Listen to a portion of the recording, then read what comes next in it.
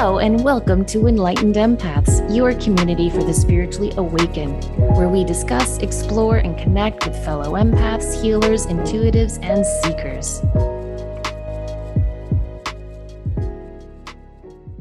Hello, empaths, and welcome to our show. Today, we're going to be diving into something that affects all of us, whether we realize it or not, and that is gaslighting.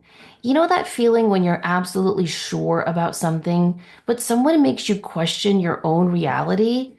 You can encounter gaslighting in your relationships, at work, and even in the news media. For example, you can watch two different news channels cover the same protest. One might show a peaceful demonstrator holding signs, while the other displays only clips of isolated conflicts. It's the same event, but completely different realities. That's how media gaslighting works. And, Denise and I were talking during this tumultuous news time that we're living in. It's important to understand the bias or political leanings of all of your news sources. But before we dig into how news media plays this game, we thought it'd be a good idea to just break down what gaslighting actually is. And I think we've covered this on a couple of older shows we've done on narcissism, but the term comes from an old movie called Gaslight, where a husband manipulates his wife into thinking she's losing her mind by dimming the gaslights in their home, but insisting they're as bright as ever. It's a classic gaslighting move, making someone doubt their own perception.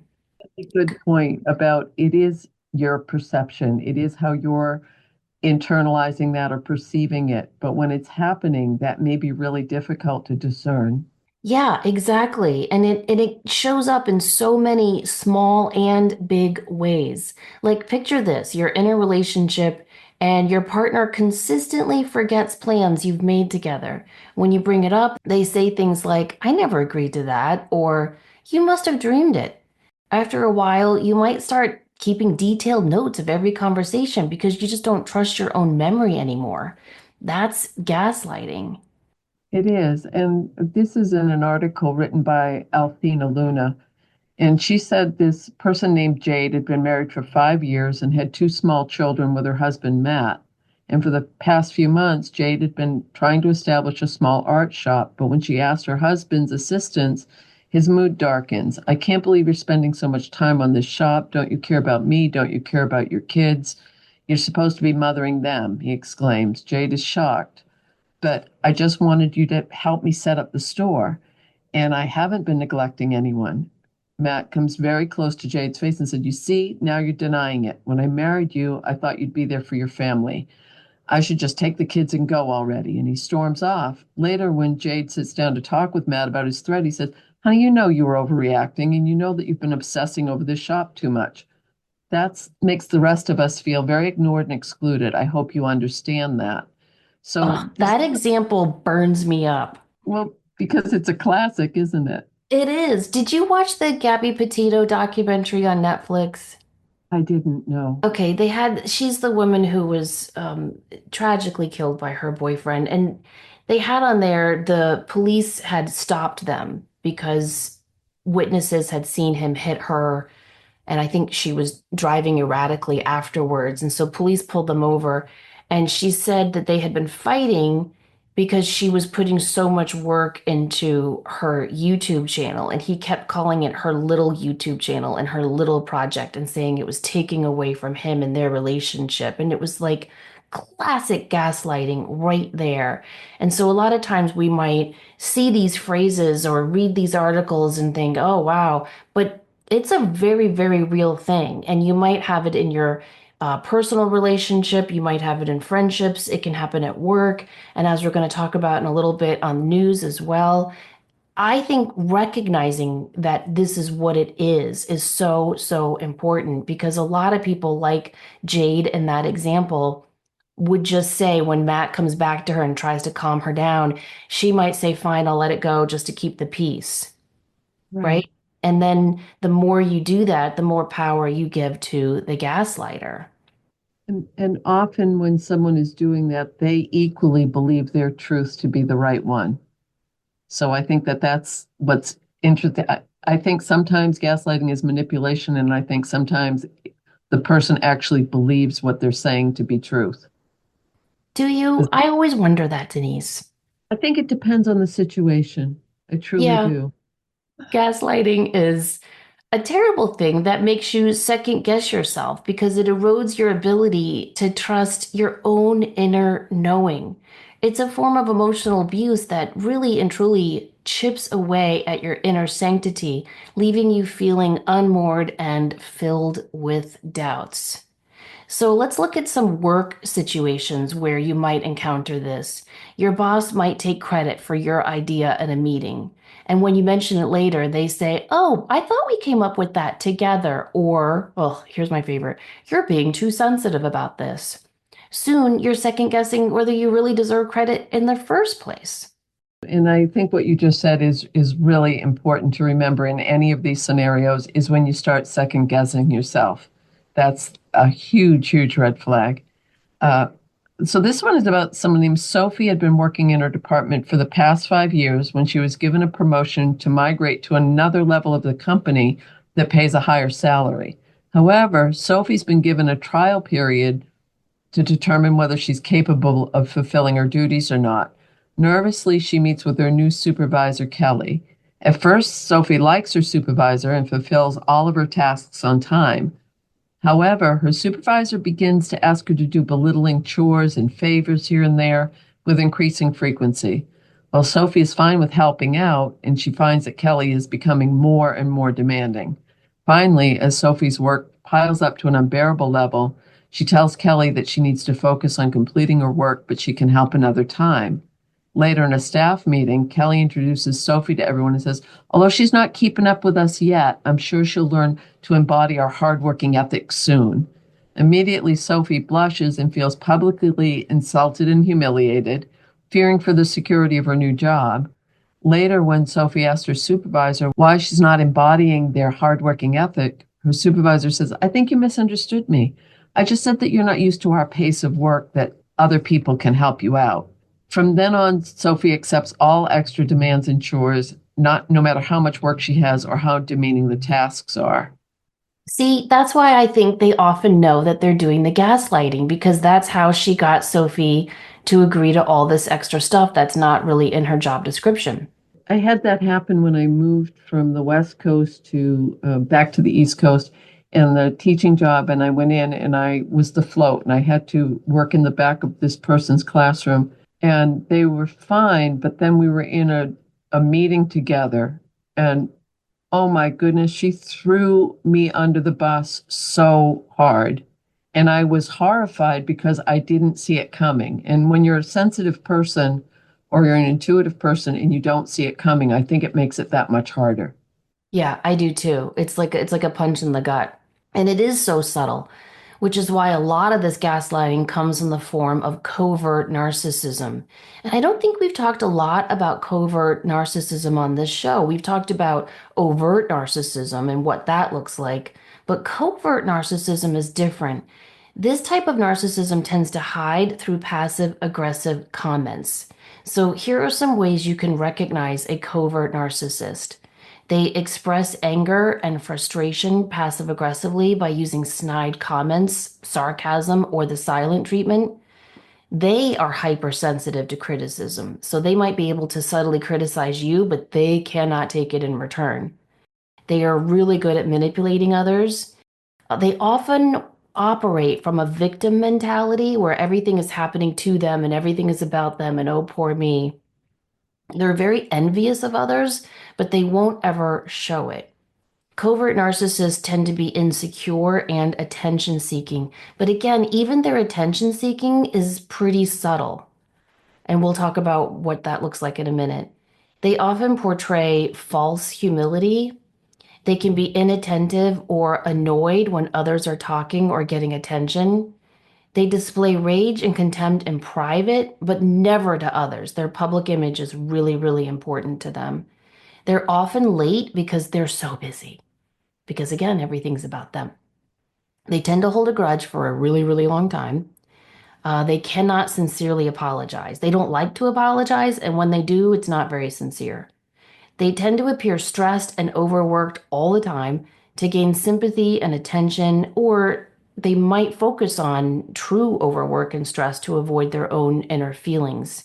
Covert narcissists also feel special through association, so they will often social climb through their friendships. They will often portray themselves as being very empathic, but it's a false empathy. So they'll try to identify with what you're going through, but it's more in a way just to get you on their side. They'll blame their childhood or others for their problems, and they'll put themselves down a lot as a way to get attention.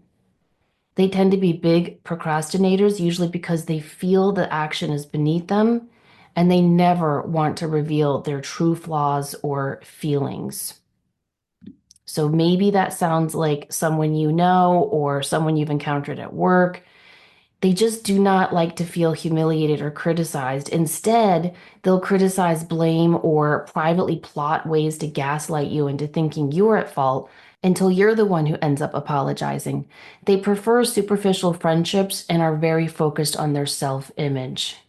That's really important to them. I don't think you ever really get to know a covert narcissist because they keep so much behind the mask. No, and a lot of sometimes this will be worded as covert emotional abuse, and it's a similarity. So I think it can be there, as with everything we often talk about, there's a range and a spectrum that you may see some of these characteristics or some of these levels in a person, but full on narcissism, you're going to have most, if not all of them. Yeah, that's a really good point. Now, they do love to engage in negative self-talk and self-deprecation until their friends jump in to prop them up.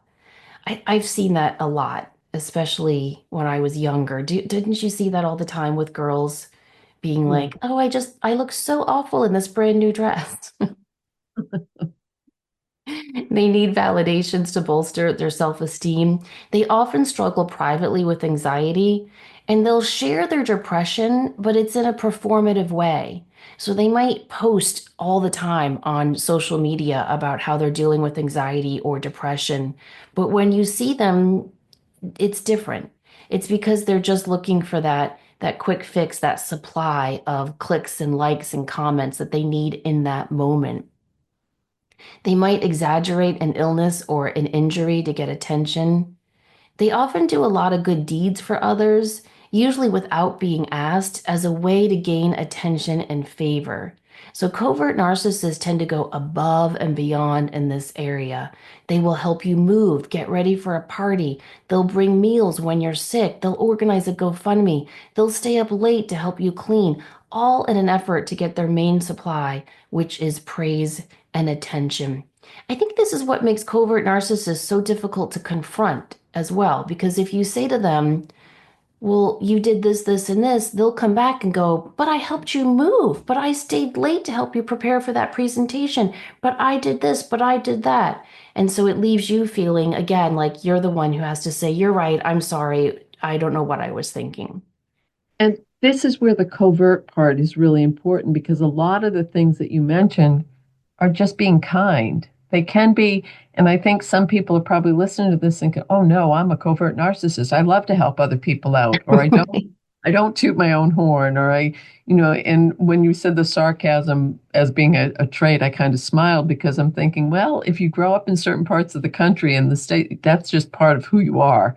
It can be humor, but that's not what we're talking about here. We're talking about full blown when it's, I think there's a level of control and cruelty and manipulation that's involved when it is in the covert narcissist range versus am I being a kind person to help someone out?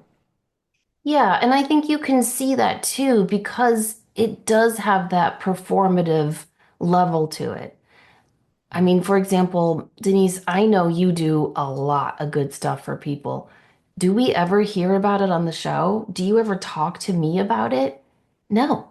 I mean, the only way I know about the good stuff you do is from emails we get from other people, or you'll drop it casually, like, oh, well, I was late to this because I was doing that. But you never go on and on and on about it. Whereas people who are, organizing GoFundMe's and meal trains and all of this stuff tend to talk about it to anyone who will listen. You know what ones really bother me? Well, thank you for that. But you know what ones really bother me or when they're posting something on media of someone who may be unhoused and look what I'm doing, I'm bringing them food, or there might be someone who is in a difficult situation because it's not about helping the person, it's about look at me and what I'm doing. So that would be an example of more of a covert narcissism. Yeah, exactly. I always think about, oh my gosh, here I am quoting the Bible. But I do love this one line in the Bible where when Jesus says, "Don't let your left hand see what your right hand is doing." Hmm. Remember when he goes off and I love that I was about to say that scene from the Bible, but I love that passage where he gets so passionate and he's like, you're supposed to do this because it's the right thing to do, not because you have to shout it to everyone, look at me, look at me, look at me. And so you can often recognize a covert narcissist because they will do really nice things, but they also have to announce it and post it and share it and talk about it nonstop. They also have a really hard time revealing their true flaws or feelings and typically only do so as a way to connect with you. For example, you might be complaining about money and they go, yeah, same here. I can barely afford my groceries. Meanwhile, they might have, I don't know, a perfect manicure and their hair's done and they have, they're driving a gorgeous car and you're like, is that really true? But they're doing it just to empathize with you and have that superficial connection with you in that moment. They tend to avoid people who can't benefit them and they will often romanticize or exaggerate their past. Now, when they're called out on any of these behaviors, they will gaslight you.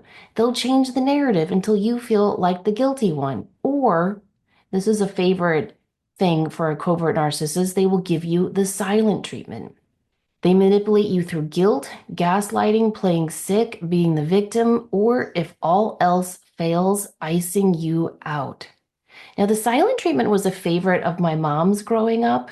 If she was mad at me or anyone in the family, she just wouldn't talk to anyone for days on end. And I've read so many books, dealing with being raised by a narcissistic parent. And all of those books say the silent treatment is one of the worst forms of emotional abuse. Well, because then it leaves people to get in their own heads. Yeah, that's true. So being iced out is kind of their go-to when they get really, really upset. In romantic relationships, they're often inattentive or distractive. They have a hard time seeing their partner's point of view, and they will often use tears to manipulate. So I think that could be really, really hard as well. And I think also with covert narcissists, when they're in a romantic relationship, it's also performative, meaning they'll post on social media about how much they love their partner or how amazing their partner is, or they might talk up their partner when they're out with friends or coworkers. But in private, they're inattentive, bored, distracted. They just kind of ignore them. It's just an appendage. And I think that can be really, really hard as well, which is why I always remember we used to always joke about people who post on Facebook and Instagram, like happy anniversary to my partner. And we're like, well, aren't you, if it's your anniversary, aren't you with them today? Why are you posting this? Oh my goodness, that's so true. And it is, and not to say that everyone who posts things isn't in a loving relate. Some people just love to post. They love to make sure everybody knows every move that they're making, which more power to you if that's what you like to do.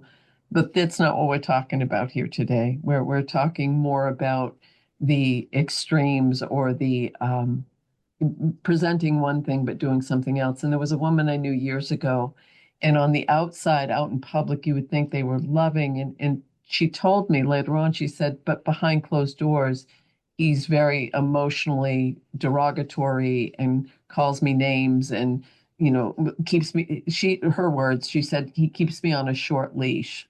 And I always thought that that was a really sad because no one would have known this about this person. So that would be the epitome of. Yeah, yeah, for sure. They were both well known in this in a small community in a pretty rural part of the country. I think they might have lived in the Midwest at that time. They had moved when I met them, or they were in the process of moving. So it's a biggie, isn't it? It is a biggie, and it reminds me of that Robin Williams quote where he says, I don't think the worst thing is being alone. I think the worst thing is being with someone and feeling all alone. Right. And I think when you're dealing with this form of narcissism, that can often emanate in that situation. Now, on the high end of covert narcissism, they may indulge in random impulse purchases or frequently change jobs or use excuses to avoid working or helping their partner. And they often have issues authentically bonding with their children. So a covert narcissist might throw their kids huge, lavish parties or buy them really extravagant gifts or talk them up in front of others and on social media. But one-on-one, they don't really feel a connection to their children. And they're often physically or emotionally absent from their kids. Very true. And just if you're wondering, what would be some common gaslighting phrases that might be used by a covert narcissist? A very, very common one is, oh, you never listen to me. There's a lot of you statements, not many I statements So when we're true. talking about covert narcissism. You don't understand me. Can you go bug someone else about this? You're so lucky I'm patient with you. Oh, I, that would make me so impatient. I would, oh, okay, sorry, go ahead. no, no, no. And I think this is I Must Have Forgotten is a classic and if you've known anyone that operates from covert narcissism, that's one of their favorites usually. You're being so sensitive. I think many of us have been on the receiving end of that, and I don't know what you're talking about. So you're again implying that someone else's mental health may not be what they think it is, because then they're on to you. Yeah, yeah, exactly.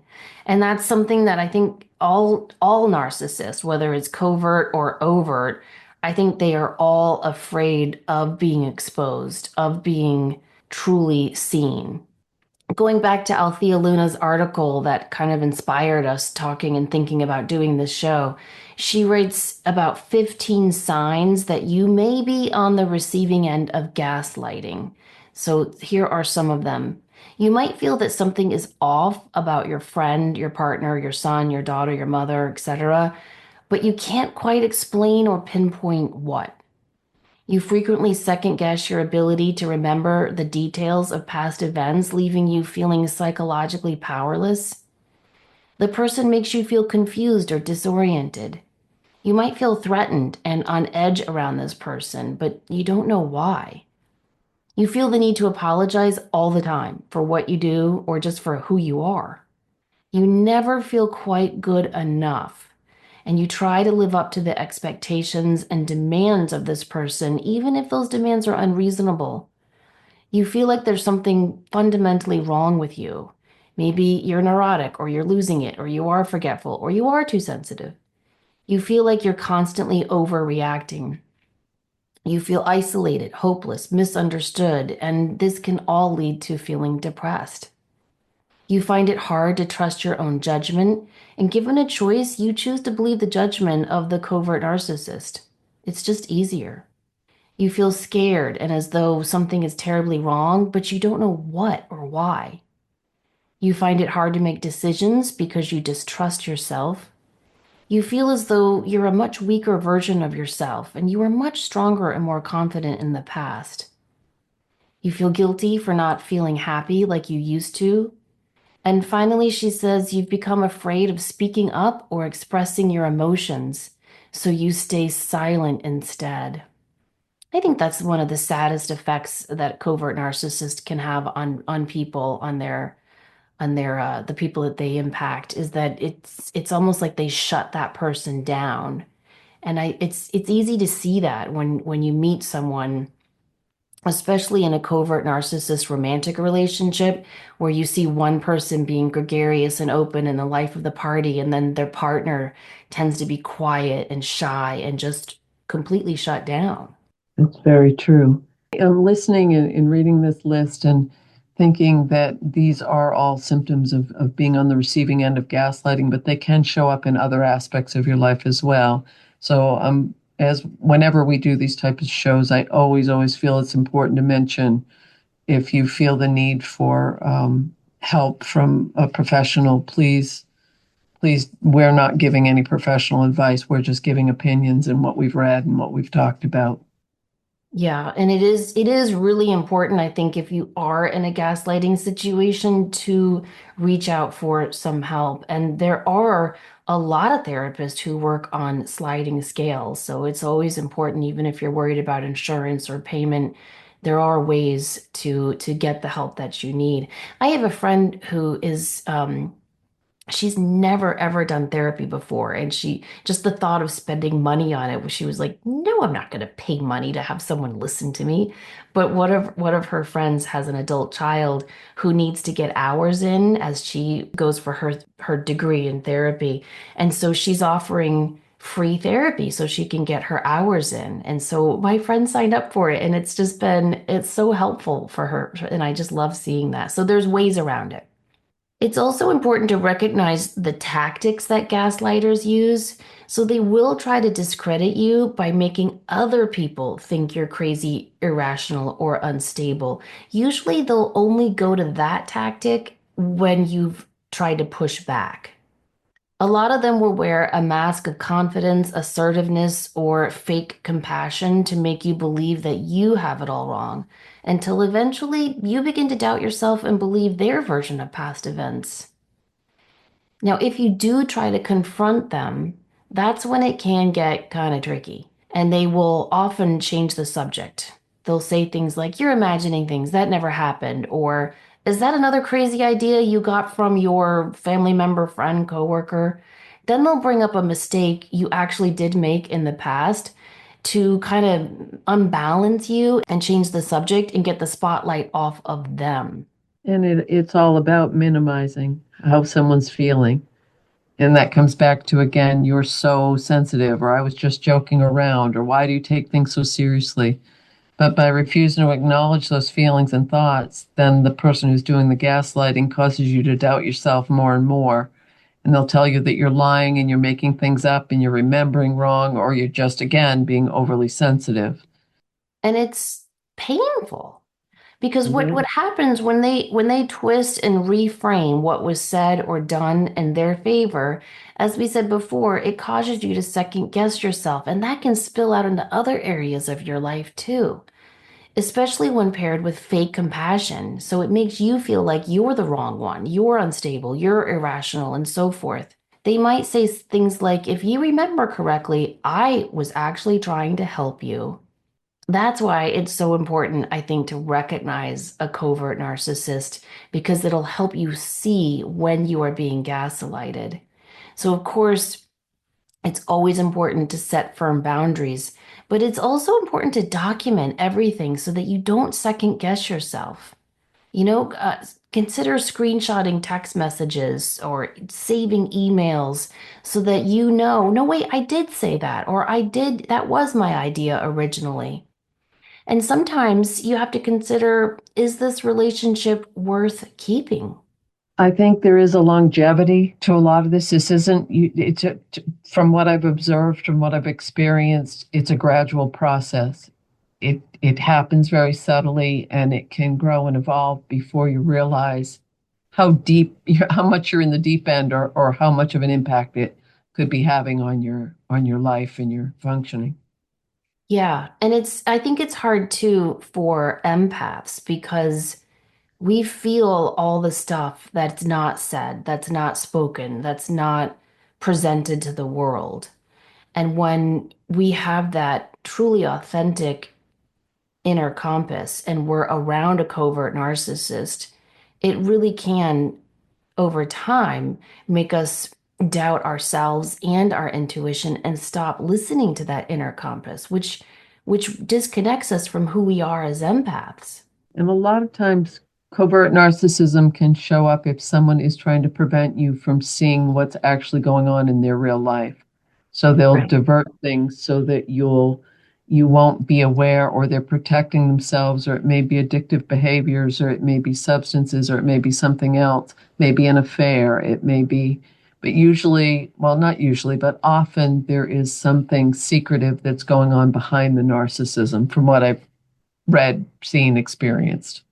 Yeah, yeah. It's usually a mask they've created to avoid their own inner world, Right. which is fine. Okay. But it's hard to deal with that, you know? And I think what makes covert narcissism so difficult is how subtle it is. It's very, very hard, especially in the beginning of a relationship with a covert narcissist, to call it out.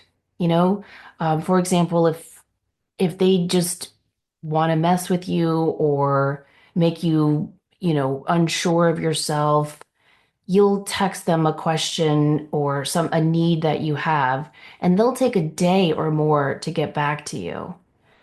But with, anything else, if it was a work text, they're Johnny on the spot, they're right back to it. And then you're like, well, why aren't you texting me back when I clearly, said I have this need and this request? What's the return? And it's a very subtle way of just saying, no, I'm controlling this situation. I'm controlling the timeline. I'm controlling my response. And I'm going to keep you on edge and second guessing and wondering.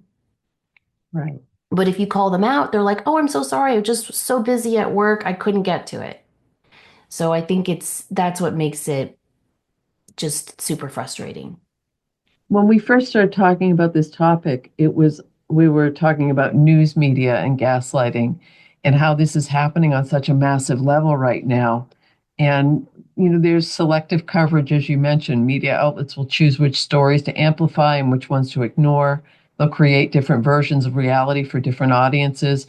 They're not technically lying, they're just showing you their preferred slice of truth. And to me, it's similar to angle of the camera. You take one picture and someone looks tall and lean and lovely, and then another one they might look a little short and dumpy, and you're like, wow, that's the same person, because it's all on what you're perceiving, and it's very selective. But it will mess with your head. Yeah, it will. And I think in these times where I don't know. I feel like growing up, I used to really trust the news. And now you just can't really trust what you're seeing or reading online. You have to really do a lot of work. I have a friend who's very invested in what's going on in the world. And I think I've shared on the show before, I just have to take big timeouts from it because it's just overwhelming. And like I've said before, I think it's all fear porn. And so I asked her, like, how do you do that? And she has such a system. Like she will read a conservative bent magazine newspaper, and then she'll read a liberal bent magazine newspaper online source. And she'll go back and forth between the two. And then she also reads a lot of news from other countries, England, Australia, Canada, to see their perspective of what's going on in America. But it's like an hour-long thing she does almost every morning before work. It used to be news. They would give you facts and you would make up your own mind about it. So that sounds like very similar to what your friend is doing. She's looking at both sides of the coin and saying, okay, but this is the way I feel about it. So much of what's in the news right now is someone's opinion, or they're trying to incite an emotion. They're not giving facts about what's actually happening. Yeah, yeah. It's like, where's the story beyond the Right. headline? There's no facts behind it. And then there's the crazy making language. Have you noticed how news headlines often tell you how to feel? Everyone is outraged about this, or nobody believes that anymore. And it's almost more than clickbait. When your personal experience doesn't match what they're saying, you might start to wonder if you're the one who's out of touch. And there's deep psychology behind it.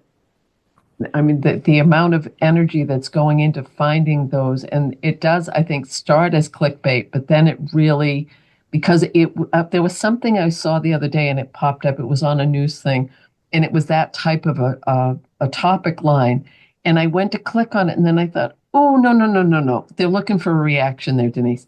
Because at first, though, I was like, oh, that's me. I need to read that. I need to know what I'm doing wrong. I need to know. And I thought, that's trying to get people incensed, and to it's a manipulation and control thing. I think it's the epitome of media narcissism. Yeah, I agree. I agree. And there's something else called the memory hole technique.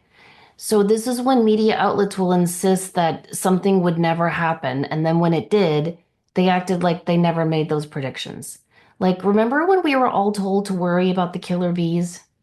Do you remember Yes. that? The killer bees were coming. What happened to that?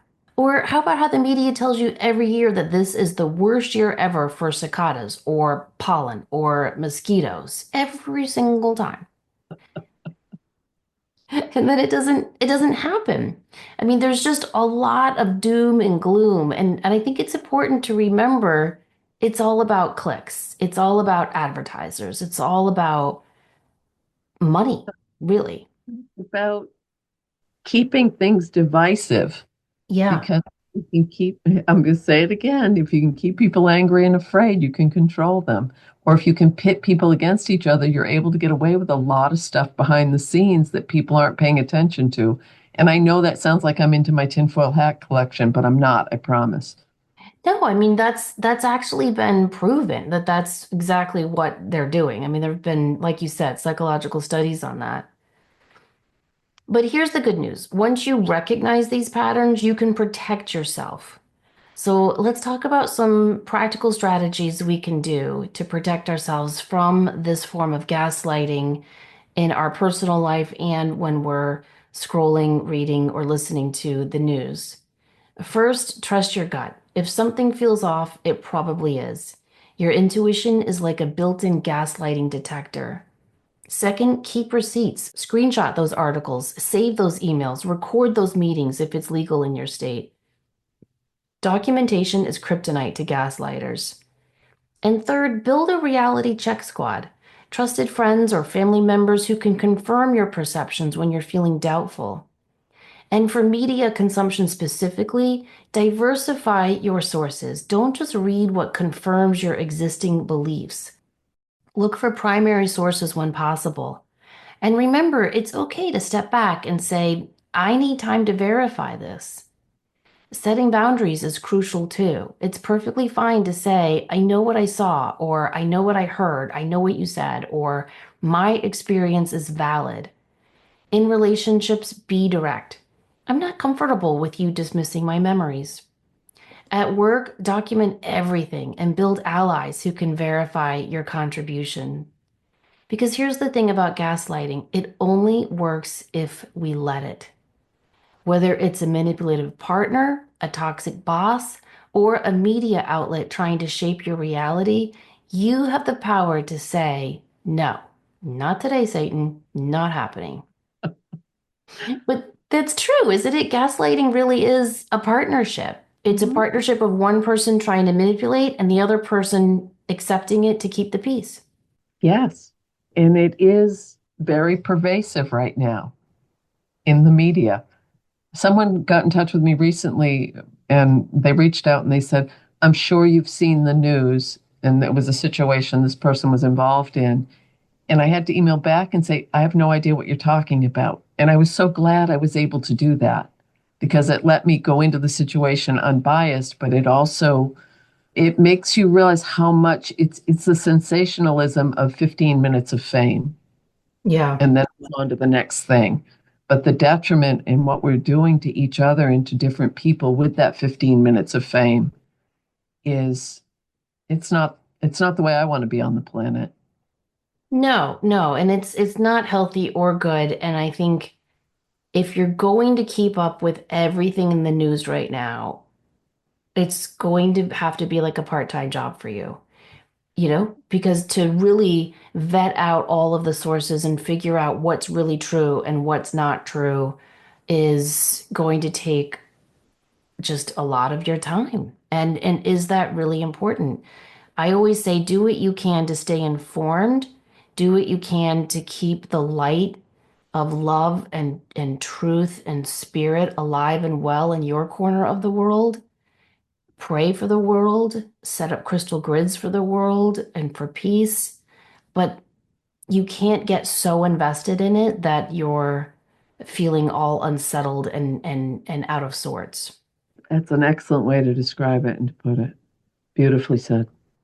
It's really important right now to question the narrative that's being sold to us. And remember, questioning this narrative isn't paranoia, it's wisdom. You're not crazy for noticing discrepancies. You're not oversensitive for wanting the truth. And you're definitely not alone in feeling this way. But it does. caused out, especially if there are people that you work with or you're close to or that you're involved with or whatever it may be who have opposing views about what your belief system is. It can foster a sense of, oh no, am I on the wrong side of this? Am I misreading this? Am I taking it too seriously? Am I being overly sensitive? And if you start double guessing yourself and questioning from a media outlet or from a person in your life, I think that that's really important to take pause and take a step back and look at it and decide, as you mentioned beautifully earlier, what's my gut telling me on this one? Yeah, exactly. Always trust your gut. Always trust yourself. Really think learning to focus on you and what's true for you and recognizing that your feelings and your emotions and your perception is valid because it's your feeling and your emotion and your perception. I think that's one of the key steps to combating this form of gaslighting. And I think truly, if you're seeing someone else in your life who may be experiencing that and they need validation, I'm a big fan of having a friend that you can call and say, okay, you'd call bullshit on me if I was reading this wrong, right? I think it's really important to have at least one person in your life that you can describe something to who will hold space for you in a very realistic way and let you know, no, you're not overreacting, you're not being overly sensitive. Do you agree with that? That it's always good to have a check-in person if you're really struggling with your own gut. I do 100% because that's what happens when you are at the receiving end of gaslighting. You just do not trust yourself. And so to have someone echo back to you, no, no, no, you're right. I saw that too, or I hear what you're saying, I think is incredibly important. But just remember, at the extreme end of narcissism, their go-to tactic is to isolate you. So they will put down your friends and your family members as a way to isolate you and get you alone so that you don't have that backup because they know once that mask that they cling to is revealed, they lose their power and then they lose their source of energy and fuel, which is you. So you've got to cultivate that team, that tribe around you, and then if you're ready, you can unmask them or just leave the situation. I don't think I just don't think narcissists are good, healthy people for any of us to be around. No, And I think it's okay to set that boundary. And going back to our gaslighting in the news, I think there are some news sources that are doing a really, really good job. And I think there are some that are just all about that divisiveness right now. And so I learning agree. to recognize that is going to be important too. And if you do have strong political leanings or you follow a more conservative or a more liberal media focus, I think it's always nice to at least entertain the other side of the fence and listen to what they have to say. I love the way your friend does it. That's what I do. I read both sides of it. And then I'll think, because I want to know. I mean, we're both in a position where we talk to a lot of different people about a lot of different things. And we have to be open-minded in order to be able to be a clear conduit for spirit.